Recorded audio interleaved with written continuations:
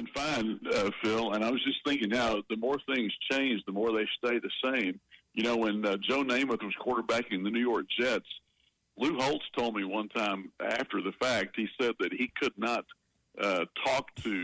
he did not have Joe Namath's phone number, and he had to go through his agent to talk to his quarterback. and now, you know, that's what Namath and Aaron Rodgers have in common. Both have won one Super Bowl and got all the power, you know.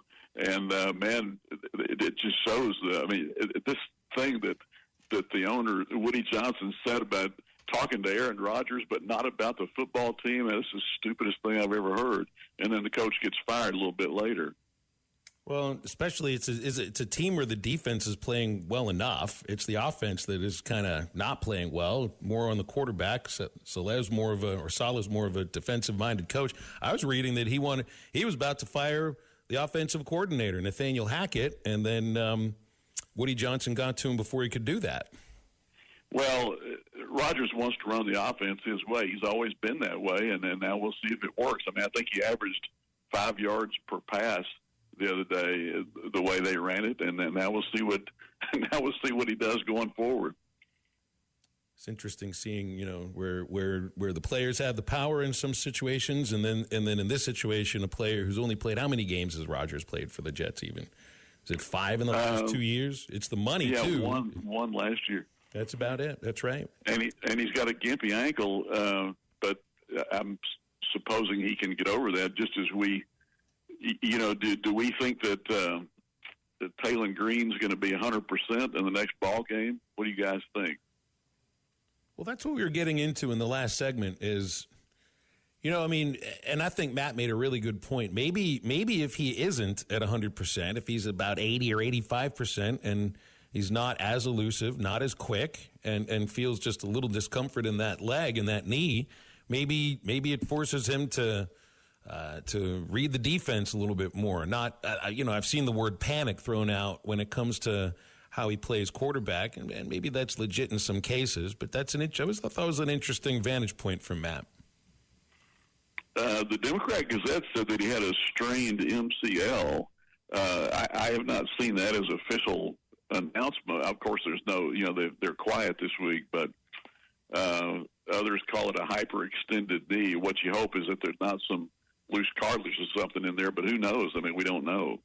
Grant, what do you think about our depth? You know, a backup quarterback, backup running back, backup field goal kicker, making big plays, making winning plays. I thought that was pretty cool.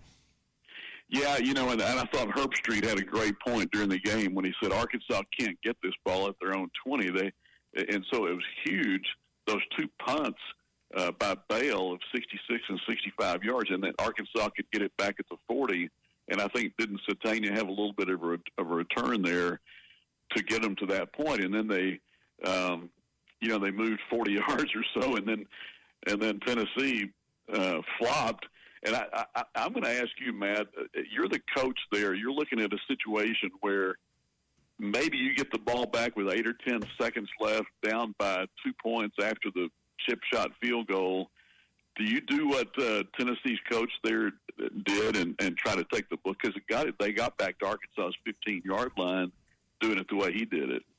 Yeah, I mean, you had 2 timeouts, I believe. You went over a minute. It just becomes what you're trying to do is how much time do we need, and you need over a minute. And so yeah, it just kind of you're saying, hey, look, I got confidence in the offense. We're in 4-down territory. You go over the whole thing. I'd be pulling my hair out if I was a special teams coach and you run into a punter like that. I mean, you talk about a play losing a game for you on special teams.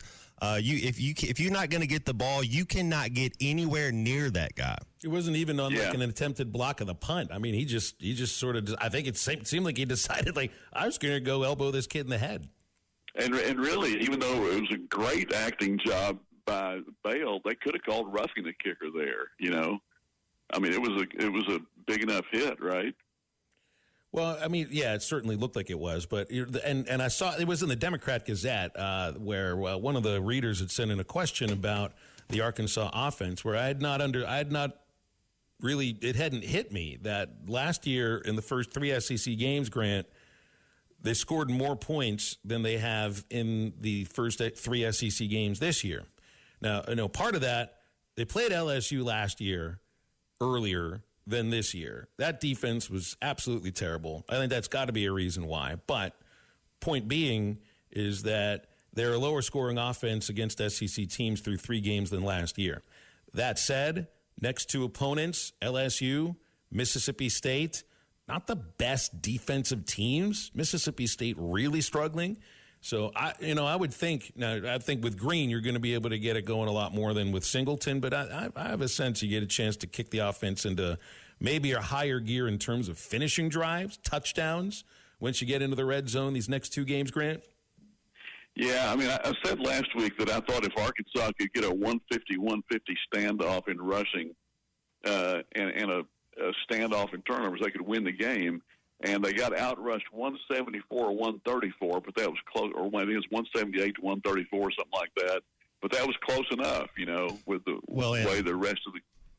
And I was going to say, in the 0 turnovers, that was what the key was. And going forward, Grant, we get 6 games left, and there's a lot to like about this team, and there's a lot to nitpick a little bit. Give me one thing you really like about this team going forward, and then one thing you would like to see us improve on.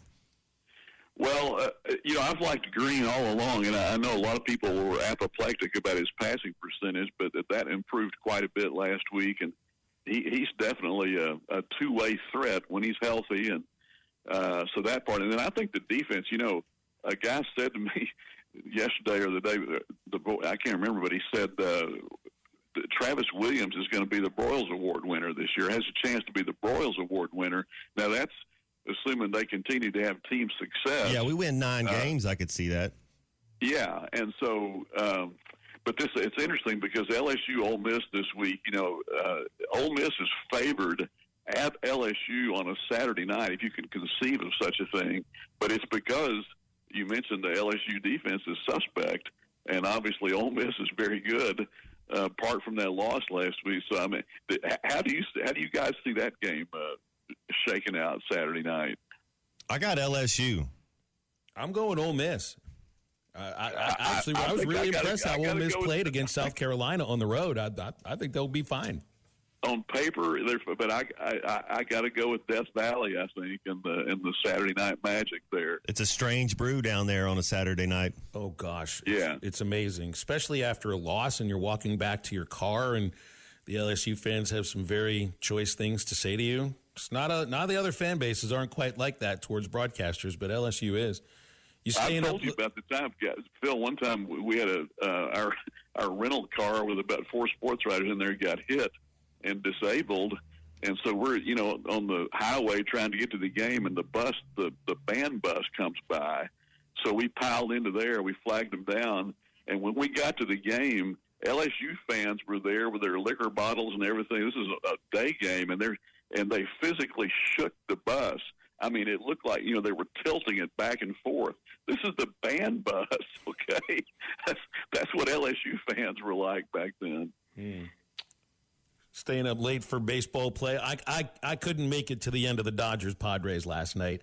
Didn't really need to watch more after the second inning, but it's been an entertaining series, Grant.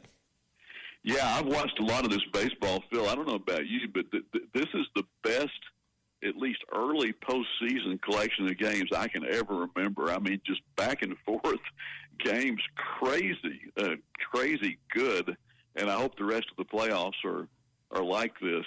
And I got to mention, Stanek is striking out 10.9 batters per 9 innings this year. I think he's been in at least 4 postseason games. Yesterday, 13 pitches, an inning and a third completion of the game. It wasn't a save because they were ahead, but still, he's done well for them. I think it's interesting watching how, I think Max Muncy was talking about this last night, how the everything the Padres do when they play the Dodgers has an intention of getting under their skin. Tatis would have stood there and pimped that grand slam no matter who he was playing against.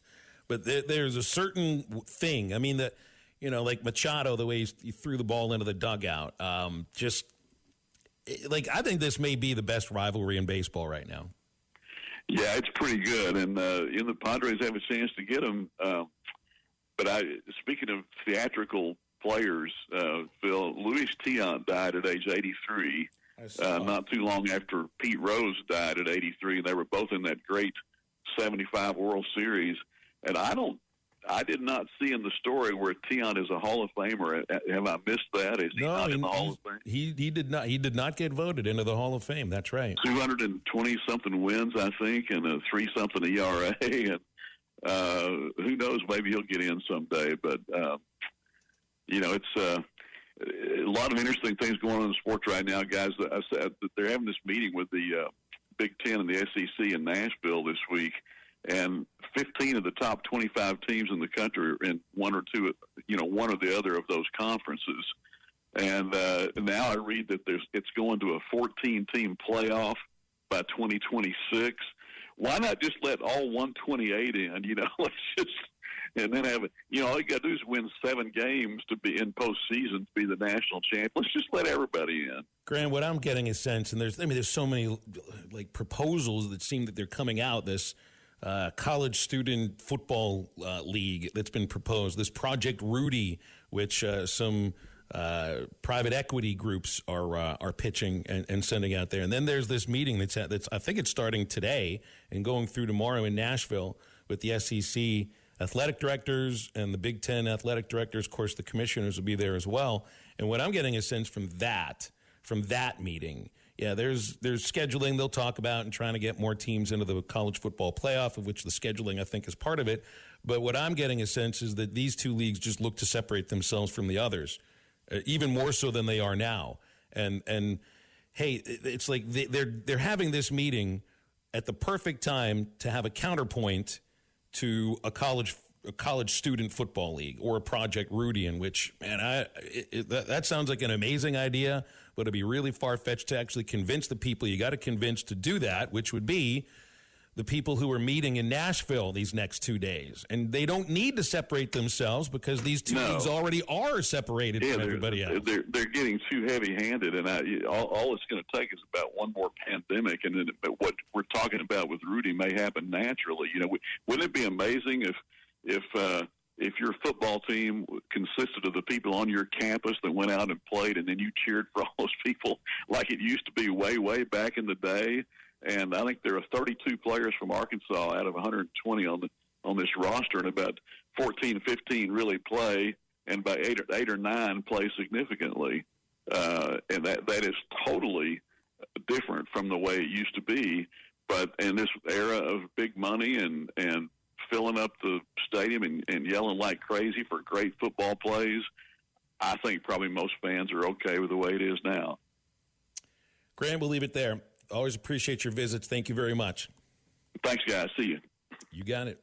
Grant Hall with us each Wednesday on Halftime. BetOnline is your #1 source for all your betting needs. Get the latest odds, lines, and matchup reports for baseball, boxing, golf, and more. BetOnline continues to be the fastest and easiest way to place your wagers, including live betting and your favorite casino and card games available to play right from your phone. Head to the website or use your mobile device to sign up today and get in on the action. Remember to use our promo code BELIEVE, that's BLEAV, for your 50% welcome bonus on your first deposit. Bet online, where the game starts.